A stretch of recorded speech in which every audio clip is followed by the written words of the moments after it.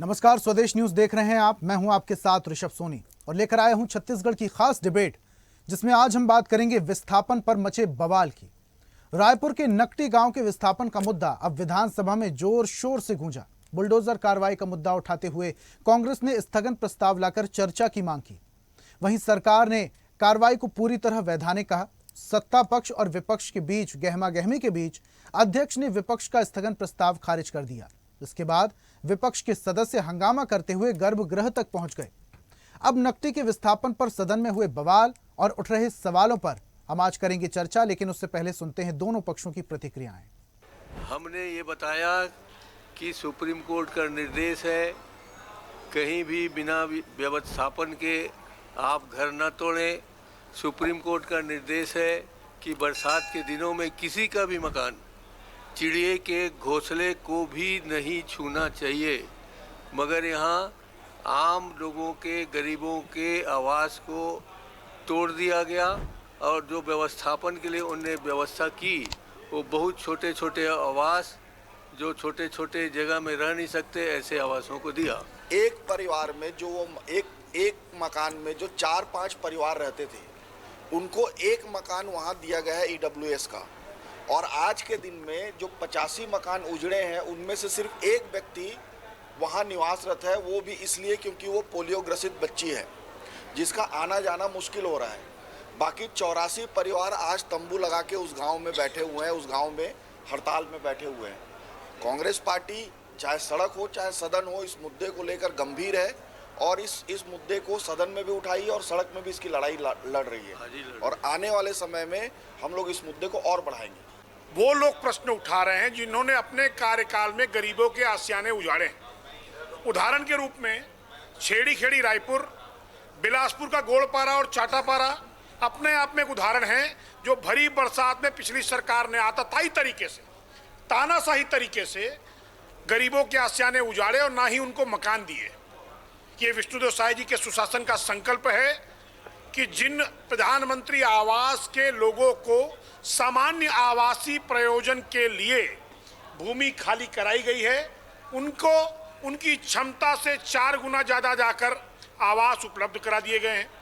और मैं तो स्पष्ट कहता हूं कि कांग्रेस यानी भू माफियाओं का संगठन 10,000, 20,000, 25,000, 30,000 स्क्वायर फीट में कब्जा करने वालों को अगर ये वंचित और शोषित मानते हैं, तो कांग्रेस और कांग्रेस का पूरा दल भू माफियाओं के तरह व्यवहार कर रहा है, क्योंकि वास्तविक तौर पर छत्तीसगढ़ की भू संपदा को बेच खाने वाले लोग कांग्रेस में थे।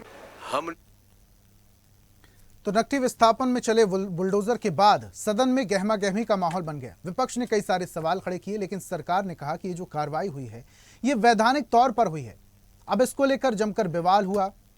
जो विपक्ष था वो इसकी विरोध में गर्भगृह तक पहुंच गया, लेकिन बवाल खत्म नहीं हुआ। इसी पर आज हम चर्चा भी करेंगे कि ये कार्रवाई कितनी वैधानिक थी और कितनी संवैधानिक और असंवैधानिक।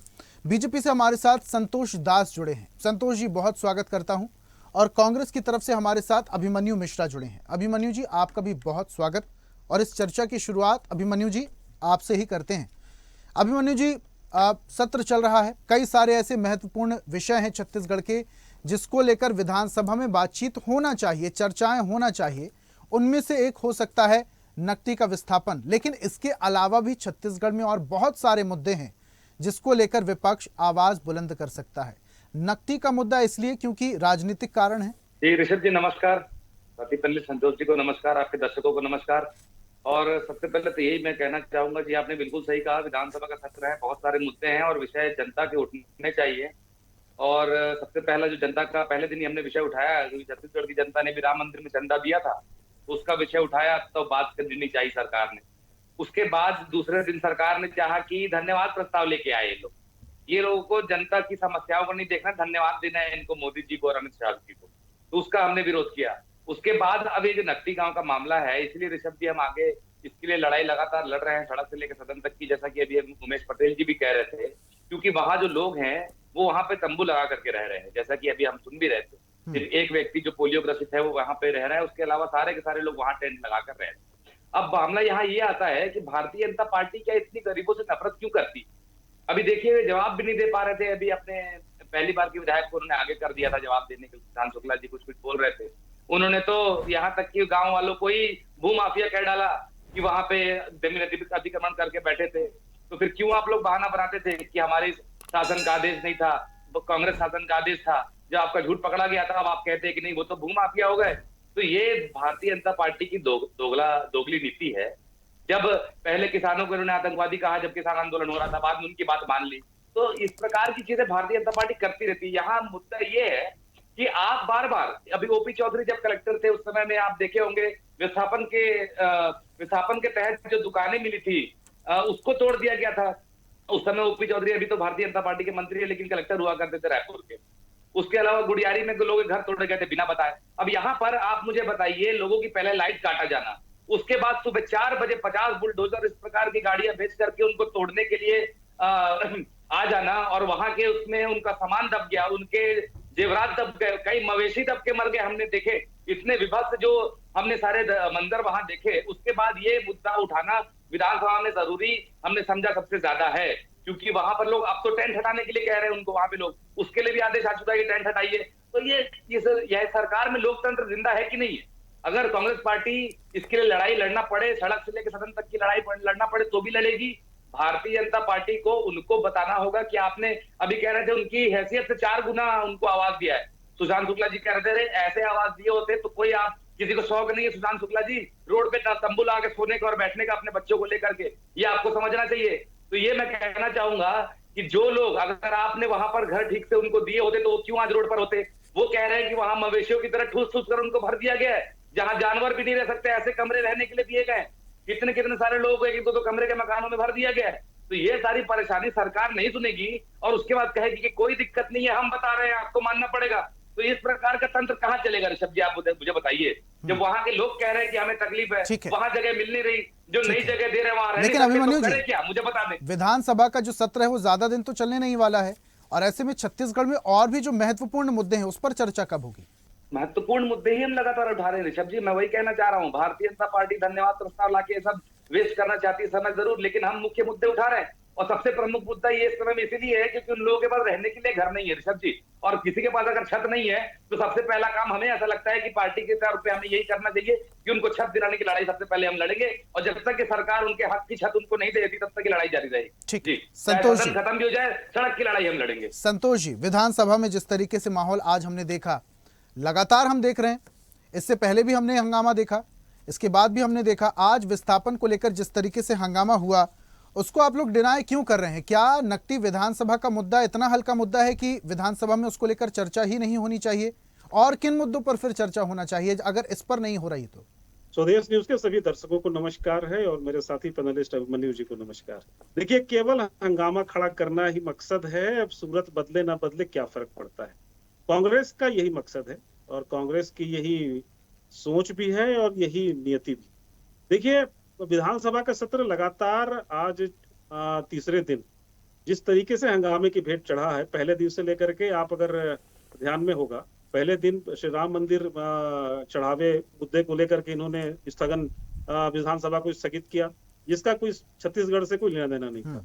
दूसरे दिन अविश्वास प्रस्ताव ला करके समय खराब किया, जिस पर अंतिम दिन चर्चा होगी। वो केवल पूरा दिन 17 तारीख को चर्चा होनी है और वो दिन भी पूरा समय खराब होगा। और आज का दिन भी केवल नकटी विषय को लेकर के इन्होंने पूरा विधानसभा स्थगित कर दिया, बहिर्गमन कर दिया इन्होंने। और कल भी जब विधानसभा पारित हुआ तो जब नक्सलवाद के मुद्दे पर श्रद्धांजलि अर्पित करना था तब भी इन्होंने विधानसभा से वॉकआउट किया। तो कुल मिलाकर के, और देखिए, मैं आपका ध्यान आकर्षित करना चाहता हूँ, ऐसे बहुत महत्वपूर्ण विधेयक संसद में रखे गए। ईज ऑफ डूइंग बिजनेस विधेयक रखे गए, जो कि छत्तीसगढ़ पहला राज्य था जो ईज ऑफ डूइंग बिजनेस पर विधेयक ले आ रहा था। दूसरा, माल और सेवा कर जीएसटी पर संशोधन विधेयक आया। तीसरा, औद्योगिक निवेश प्रोत्साहन संशोधन विधेयक आया। चौथा, भाड़ा नियंत्रण संशोधन विधेयक आया। इन सारे विधेयकों को पटल पर रखा गया चर्चा के लिए। और चर्चा, कांग्रेस तो चर्चा करना तो दूर, इस पर सुनना भी नहीं चाहती। ये जनहित के मुद्दे पर चर्चा करना कांग्रेस की, देखिए, नियति है नहीं, कभी भी नियत नहीं रही। और कांग्रेस हमेशा ऐसे मुद्दों पर चर्चा करना चाहती है जिसमें जनता का ध्यान आकृष्ट हो और लोगों को ऐसा लगे कि ये सदन चल नहीं रहा और सदन को किसी तरीके से स्थगित करा दो, किसी तरीके से बहिर्गमन हो जाओ। और कुल मिलाकर के छत्तीसगढ़ की जनता को क्या मैसेज देना चाहते हैं, मुझे तो आश्चर्य है कि कांग्रेस अभी केवल 5 दिन का सत्र था, 13 से 17 जुलाई। आप 5 दिन के सत्र में बहुत सारे महत्वपूर्ण विषयों की चर्चा कर सकते थे, जैसे अपना कि सुझाव रख सकते संतोष थे, जी लेकिन कुछ आपने मुद्दे ऐसा बता किया दीजिए। केंद्र सरकार को धन्यवाद देना जैसे मुद्दे। नहीं। देखिए, वो तो सदन अभी सरकार अपने सदन में जो प्रस्ताव रखती है उसका एक हिस्सा है। एक दो लेकिन मुद्दे इसके बता अतिरिक्त भी दीजिए बहुत संतोष जी, सारे एक दो विषय संशोधन बता विधेयक दीजिए जो जिस रखे पर जाने थे। विपक्ष को चर्चा करना चाहिए था। एक दो विषय बता दीजिए। अभिमन्यु जी बिल्कुल, अपने बड़े नेताओं तक बात सबसे पहुंचाएंगे। बड़ा विधेयक आने वाला था, उस पर चर्चा करना चाहिए था। जीएसटी पर संशोधन विधेयक आया, उस पर चर्चा करना चाहिए था। विधि पर संशोधन विधेयक आया, उस पर चर्चा करना चाहिए था। भाड़ा नियंत्रण संशोधन विधेयक आया, उस पर चर्चा करना चाहिए था। और भी ऐसे बहुत सारे महत्वपूर्ण विषय हैं जिस पर चर्चा का विषय बनता है, सदन में चर्चा होना चाहिए था। छत्तीसगढ़ में अपराध का ग्राफ जो बढ़ रहा है उसको लेकर, रायपुर में जिस तरीके से चाकूबाजी की घटनाएं लगातार बढ़ रही, धर्मांतरण को लेकर आप लोग एक्शन ले रहे हैं, लेकिन धर्मांतरण के मामले भी देखने को मिल रहे हैं, उसको लेकर नहीं। देखिए, विपक्ष है तो समग्र मुद्दे पर बातचीत करे। सदन तो खुला सदन है, इसमें ऐसा नहीं कि विपक्ष की बातें नहीं सुनी जाती। तो फिर विस्थापन पर चर्चा क्यों नहीं हुई संतोष जी? संतोष जी, फिर विस्थापन पर चर्चा क्यों नहीं हुई? मैं ये कह रहा हूं, आप बोल रहे हैं कि विपक्ष भाई किसी भी मुद्दे पर चर्चा कर सकता है जो ज्वलंत मुद्दे हों, फिर विस्थापन पर क्यों नहीं, नकटी पर क्यों नहीं?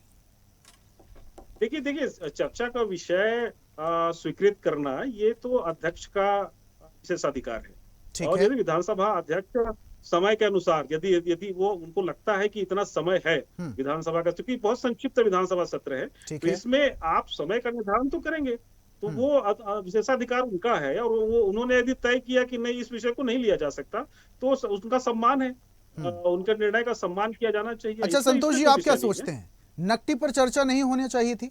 ऐसा कोई खास विषय नहीं था, इससे भी बड़े मुद्दे थे विधानसभा में चर्चा के लिए, आप क्या सोचते हैं? नहीं, देखिए, बात केवल नकटी विषय की नहीं है, बात और भी अन्य विषयों की है जिस पर चर्चा होनी चाहिए थी। और यदि मैं विशेष रूप से अभी उल्लेख कर रहे थे अभिमन्यु जी नकटी पर ही मैं कुछ बात कहना चाहता हूँ। देखिए, नकटी का जो विषय है वो पूरी तरीके से केवल और केवल अतिक्रमण को हटाने का विषय है। आपने जब कांग्रेस से अभी आप सवाल पूछिएगा कि चेरी खेड़ी रायपुर में जब इनकी सरकार थी, आपने 148 परिवारों को स्थापित किया, 148 घरों को तोड़ा। आपने क्या किया? आपने उनको घर दिया और उनका वैसे भी पुनर्स्थापन का विषय आज भी लंबित है। कई लोग आज भी पीड़ित हैं जिनको ठीक तरीके से उनको आवास नहीं मिला।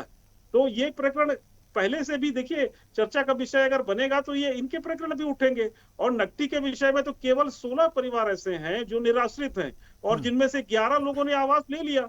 उनको सेक्टर 30 रायपुर में, नया रायपुर में उनको आवास दे दिया गया है। केवल 3 या 4 परिवार बचे हैं जो एक्चुअल में जिनको आवास दिया गया, लेकिन उन्होंने नहीं लिया। संतोष जी, जो आप बात कह रहे हैं, इसी बात को ध्यान में रखते हुए शायद जनता ने आपको वोट दिया था, आपकी ट्रिपल इंजन की सरकार बनाई थी। अब यहाँ पर कोई कंपटीशन तो हो नहीं रहा कि पूर्ववर्ती सरकार ने ऐसा किया था, इतने सारे लोगों के घर तोड़े थे तो हम भी तोड़ सकते हैं। अब ये कंपटीशन वाली बात तो है नहीं, ऊपर से बारिश सर पर है और बारिश के दौरान गरीब लोगों को क्या समस्याएं जाती है बखूबी आप समझते हैं, ग्राउंड जीरो के नेता हैं आप, तो बखूबी समझते हैं सर। नहीं, देखिए, ये आप नकटी प्रकरण को बहुत ध्यान से समझिए। देखिए, नकटी प्रकरण केवल आज का नहीं है, ये 2020 का प्रकरण है, जब गृह निर्माण मंडल, उस समय सरकार भूपेश बघेल की थी, ठीक है, उस समय से ये प्रकरण चला हुआ आ रहा है। और लगातार इसकी प्रक्रिया, नायब तहसीलदार ने इश्तेहार जारी किया 2020 में, नायब तहसीलदार ने वहां पर आपत्तियां मंगाई, 2021 में पटवारी ने प्रतिवेदन प्रस्तुत किया और लगातार गृह निर्माण मंडल के आवंटन की यह भूमि थी। और गृह निर्माण मंडल अपने हिसाब से उनको आवास देने के लिए, चाहे वो गरीबों का आवास हो सकता है, उनकी क्या प्लानिंग थी वो गृह निर्माण मंडल बेहतर तरीके से बता सकता है। लेकिन इसको गलत तरीके से प्रचारित किया गया कि ये विधायक निवास बनने वाला है, जबकि किसी भी तरह से विधायक निवास का कहीं कोई प्रूफ नहीं है। और ये गलत प्रचार किसने किया? विपक्ष ने स्पष्ट रूप से कहा। जी, ये गलत प्रचार विपक्ष की तरफ से हुआ। जी बिल्कुल। ठीक आज है। माननीय विधायक अजय चंद्राकर जी ने भी प्रश्न पूछा विधानसभा में ओके। कि भाई आपके पास कोई सबूत हो तो रखिए कि आप विधायक निवास कहाँ से बनने वाला था इसमें। तो कहीं से भी ये विधायक निवास बनने के लिए नहीं था ये कुछ प्रयोजन। भी बनने हम्म। वाला और था देखिए भाई। मैं एक सच्चाई और बताना चाहता हूँ। लगभग ये 85 परिवारों का ये प्रकरण है और 85 में केवल 16 परिवार निराश्रित हैं। बाकी सभी परिवारों के दो दो मकान है। उसी गांव में अलग से भी मकान है उनके जो रह रहे हैं। और ये केवल और केवल कब्जे का प्रकरण है। 35 एकड़ में केवल 85 लोग। एक एक यदि व्यक्ति की एवरेज आप निकाल ले तो लगभग 1500 से 2000 स्क्वायर फीट का कब्जा है उनका। तो ये कब्जा केवल रहने के लिए, आवास के लिए नहीं किया गया। ये कब्जा केवल लालच में किया गया, वहां पर मुआवजा पाने के लिए किया गया, ठीक है। क्योंकि उनको लगता था कि आने वाले समय में एनवायरमेंटल कोई ऐसी योजना बनाने वाला है। ठीक है। तो मुझे लगता है इसको अतिक्रमण के हटाव की प्रक्रिया के तहत देखा जाना चाहिए। ठीक है। अभिमन्यु जी, जो संतोष जी ह्यूमर की बात कर रहे हैं, अफवाहों की बात कर रहे हैं, एक तरफ अफवाहें भी हो रही हैं, दूसरी तरफ आप लोग राजनीतिक रोटियां भी सेक रहे हैं। छत्तीसगढ़ में और भी बहुत सारे मुद्दे थे जिसको लेकर आप लोग बातचीत कर रहे थे। नकटी विधानसभा की अगर हम बात करें, नकटी विस्थापन की अगर हम बात करें, तो जहां तक मुझे जानकारी है, इस अतिक्रमण का मामला था और वहां पर मोस्टली लोगों को जो रहने की व्यवस्था है वो करवा दी गई थी। कुछ समस्याएं थी जहां पर रहने की व्यवस्था के दौरान लाइट नहीं थी, शौचालय की व्यवस्था नहीं थी, पानी की व्यवस्था नहीं थी। उसके बाद वो व्यवस्थाएं करवाई भी गई थी। अब जब अतिक्रमण है और अतिक्रमण के तहत वहां पर लोग रह रहे थे अवैध तरीके से, तो उनको 3 BHK का फ्लैट तो सरकार नहीं दे देती। यही काफी था कि उनके रहने की व्यवस्था सरकार ने की। ऋषभ जी, समस्या यही है कि इस बहस को जिस तरफ भारतीय जनता पार्टी ले जाती है, ये बहस का मुद्दा वो है ही नहीं। अब वहां पर विधायक की कॉलोनी बनेगी कि वहां क्या बनेगा, वो उससे वहां की जनता को क्या लेना देना। वहां की जनता को सिर्फ इतना पता है कि आज हमको यहाँ से हटने कहा जा रहा है और हमारे घर तोड़ दिए गए, हमारे सारा सामान उसमें दब गया है। ये आज उस जनता को पता है। अगर आप कहते हैं कि भाई वो भूमाफिया है, जैसा कि विधायक जी कह रहे थे, अभी संतोष दास जी कह रहे थे जैसा कि वो अतिक्रमणकारी हैं, तो उनको आप उनके ऊपर कार्रवाई कर दीजिए, उनको जेल में डाल दीजिए।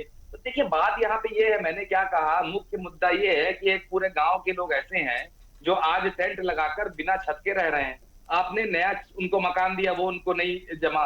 तो आप जो कह रहे हैं बात कि उनको 3 BHK मकान नहीं दे दिया जाए, लेकिन उनको समझाना, या अगर वो गलत है तो उनको उसकी सजा देना, ये काम सरकार का है ना। तो सरकार अपनी जिम्मेदारी से मुंह मोड़ करके ये केवल कहे कि ये कांग्रेस ने ऐसा कर दिया, तो कांग्रेस ने अपने समय में तोड़वाया था, तो अभी कांग्रेस ने राजनीतिक रोटी सेक दी। अरे किस बात की राजनीतिक रोटी हम लोग सेकेंगे उसमें? वहां के लोग क्या चाहते हैं उनको आप संतुष्ट कर दीजिए। अगर उनको उस गांव से हटाकर आप लोग संतुष्ट कर पा रहे हैं तो कर दीजिए, उसमें भी हमें कोई समस्या नहीं। हमें देखिए जनता से मतलब है, हमें उस जगह से मतलब नहीं है, हमें वहां क्या बनने वाला है उससे भी कोई मतलब नहीं है। उस जनता को तकलीफ नहीं होनी चाहिए। लेकिन अभिमन्यु जी, जब सरकार ने कार्रवाई की और अतिक्रमण को हटाया, तो आप ही लोग तो आवाज उठा रहे हैं कि भाई लोगों के घर छीन लिए सरकार ने, अतिक्रमण हटाया है। अतिक्रमण को हटाए तो उनको विस्थापन करें ना। उनको विस्थापन किए हुए घर भी तो नहीं ठीक से दे रहे। अगर उनको ठीक से विस्थापन किया होता, ठीक से घर दिए होते, रहने की जगह सुनिश्चित कराई होती, तो वो लोग आज क्यों, उनको शौक है क्या बारिश में टेंट लगा करके बैठने का? आंकड़े हैं अभिमन्यु जी आपके पास, कितने परिवारों को अभी तक रहने की व्यवस्था नहीं हुई? आपके पास कुछ आंकड़े हैं? अरे अभी तो हमारे विधायक जी ने अभी आपके चैनल में ही बताया कि जितने भी विस्थापन के घर मिले हुए हैं, केवल एक व्यक्ति वहां पर रहता है जो कि पोलियो ग्रसित है, क्योंकि वो आ नहीं सकता, आना जाना नहीं कर सकता। इस वजह से एक ही व्यक्ति वहां रहता है। ये विधायक जी ने बहुत क्लियर कट अभी बताया, आप ही के चैनल में हमने देखा। ठीक है, संतोष जी कुछ आंकड़े बताएंगे। वही टेंट लगा कर रह रहे हैं। संतोष जी के पास कुछ जानकारी हटाने के लिए कहा जा रहा है। नहीं, मैं एक जवाब भी चाहूंगा कि आरोप न लगाते हुए बताएंगे, अगर टेंट हटाएंगे तो वो लोग कहाँ जाएंगे, इतना बस जवाब दे। Santosh ji last comment. देखिए केवल 16 परिवार ऐसे थे जो निराश्रित थे, जिनका दूसरी जगह मकान नहीं था। उनमें से 16 के 16 लोगों को मकान दिया गया, जिसमें से 11 लोगों ने पोजीशन ले लिया है। ये ताजा आंकड़े हैं, ये ग्राउंड जीरो की रिपोर्ट है। यही आंकड़े मेरे पास भी हैं संतोष जी। छुपाने की बात ही नहीं है, इसमें कोई छुपाने की बात लेकिन नहीं है। संतोष जी थोड़ा सा मैं इसमें करेक्शन भी करना चाहूंगा कि बहुत सारे मकान और बहुत सारे परिवार इस बात से परेशान थी कि वहां पर जिन्हें फ्लैट या जिन्हें रूम अलॉट किया गया है, वहां ना बिजली की व्यवस्था है, ना शौचालय की व्यवस्था है और ना पानी की व्यवस्था है। लेकिन वहां की जो पदाधिकारी और जनप्रतिनिधि हैं लगातार संपर्क में हैं और ये व्यवस्था भी बहुत जल्दी हो जाएगी। एम आई राइट और रॉन्ग संतोष जी, जो मेरे पास जानकारी है? देखिए देखिए, जब पहले दिन उनको वहां शिफ्ट किया गया, उससे पहले जो कमियां थी उसके लिए प्रयास किए गए। हाँ, शुरुआत में शिफ्ट करने से पहले थोड़ी अपडेट करने में थोड़ी परेशानी जरूर हुई, लेकिन उसके पश्चात वहां पर बिजली पानी सबकी व्यवस्था दुरुस्त कर ली गई है और जितने भी परिवार शिफ्ट हुए हैं उनको पर्याप्त सुविधाएं मिल रही है वहां पर। और 3-4 परिवार और भी जो बचे हैं वो भी कुछ दिनों में शिफ्ट होने वाले हैं। तो जो 16 परिवार, देखिए आप 85 घरों की बात यदि करेंगे तो उसमें 85 में केवल 16 ही है ना, बाकी लोगों के तो डबल मकान है वहां पर, बाकी लोगों के तो पक्के मकान टूटे हैं जी। आप जाकर के देखिए जरा, बाकी लोगों ने तो बिल्डिंग खड़ी की थी वहां पर जो टूटे हैं। तो आप उनके लिए लड़ाई लड़ रही है क्या कांग्रेस? कांग्रेस को तो निराश्रितों के लिए लड़ना चाहिए। और जो निराश्रित 16 लोग हैं उनमें से 11 पोजीशन पा चुके हैं, जाकर के आप जरा चेक करिए, फैक्ट चेक करिए जरा। तो मुझे लगता है ये जो वास्तविकता है उससे कहीं दूर कांग्रेस किस दिशा में राजनीति करने का प्रयास कर रही है। आपकी जगह आपको ठीक लगती है, वहाँ जो टेंट लगा कर बैठे हैं उनको घर चाहिए, हमको मालूम है। आपकी टेक्निकलिटी में फंसने की हमको जरूरत नहीं है। वहाँ लोग टेंट जो लगा के बैठे, उनकी जिम्मेदारी किसकी है ये बताइए ना। लोग क्यों विरोध कर रहे हैं? फिर उनका विरोध खत्म कराने की जिम्मेदारी सरकार की है कि नहीं है? अपनी जिम्मेदारी से भागने के लिए कभी आप कांग्रेस पे आरोप लगा दे, कभी आप जनता पे ही आरोप लगा दे, तो ये नहीं चलेगा। आपको जिम्मेदारी लेनी पड़ेगी। ग्राउंड जीरो पर वहां पर जो विरोध प्रदर्शन हो रहा है मनु जी, वो केवल और केवल राजनीति से प्रेरित है और उसके पीछे कहीं ना कहीं कांग्रेस की साजिश भी है। अब हर चीज पे कांग्रेस की साजिश रहती है। आप लोग के पास तो यही जवाब जीता पीटा रहता है कि हर चीज कुछ भी हुई तो कांग्रेस साजिश। अब ऐसे तो आपके जो किसान आंदोलन भी हुआ था वो भी कांग्रेस साजिश थी, फिर क्यों मान लिया आप लोगों ने? जाने भी नहीं दे रहे हैं आप लोग। जो लोग हर एक आंदोलन को बदनाम करने का एक एजेंडा शुरू कर दिया है भारतीय जनता पार्टी ने। केवल आंदोलनों को बदनाम करने की कोशिश आप लोग करते हैं, लोगों की बात सुनने की कोशिश नहीं करते हैं। आप लोगों ने बिना नोटिस दिए, बिना लाइट काट करके सुबह 4 बजे कार्रवाई करने की जरूरत क्या थी? अगर आपकी सब जगह ठीक था, सब चीज अगर ठीक थी तो आपको सुबह 4 बजे कार्रवाई करने, आपको सुबह 4 बजे कार्रवाई करने की क्या जरूरत थी? घरों में कौन सा ऑफिसर 4 बजे खुल जाता है? लोगों से बातचीत की गई है, पूरी नोटिस देने के पश्चात उनको विश्वास में लेकर के करना, उनको विश्वास में लेकर के काम नहीं किया गया। बात करिए। चलिए, इस मुद्दे पर बहस लगातार जारी रहेगी, लेकिन विधानसभा में जो हंगामा हुआ, क्या आने वाले दिनों में भी विधानसभा में कोई महत्वपूर्ण मुद्दों पर बातचीत और चर्चा होगी, ये देखने वाली बात होगी। संतोष जी, बहुत शुक्रिया हमारे साथ जुड़ने के लिए। अभिमन्यु जी, आपका भी बहुत बहुत धन्यवाद हमारे साथ चर्चा में शामिल होने के लिए। तो आज हम बात कर रहे थे विस्थापन पर हो रहे बवाल की। बवाल तो मचना ही था क्योंकि विपक्ष ने सवाल उठा दिया विस्थापन नकटी का। अब नकटी में जिन लोगों को अभी तक जगह नहीं मिली है रहने की, क्या सरकार उनकी व्यवस्था जल्दी ही कराने वाली है? हालांकि जो 16 परिवार थे जिनके पास नहीं थे, उनमें से 11 लोगों को तो पोजीशन मिल चुका है। बाकी के जो लोग हैं वो टेंट के सहारे वहां पर जीवन यापन कर रहे हैं, उनकी भी जिम्मेदारी सरकार की है। अब विपक्ष सवाल तो उठा रहा है, लेकिन कितनी जल्दी उन लोगों की रहने की व्यवस्था सरकार करती है और आगामी विधानसभा सत्र के दिनों में किन बड़े मुद्दों पर चर्चा होने वाली है, ये आने वाला वक्त बताएगा। खास पेशकश में फिलहाल इतना ही। देखते रहिए स्वदेश न्यूज, सबसे पहले देश। और ऐसी ही ताजा खबरों के लिए लाइक, फॉलो और यूट्यूब पर सब्सक्राइब कर बेल आइकन जरूर दबाइए और हर अपडेट के लिए विजिट कीजिए स्वदेशलाइव.com।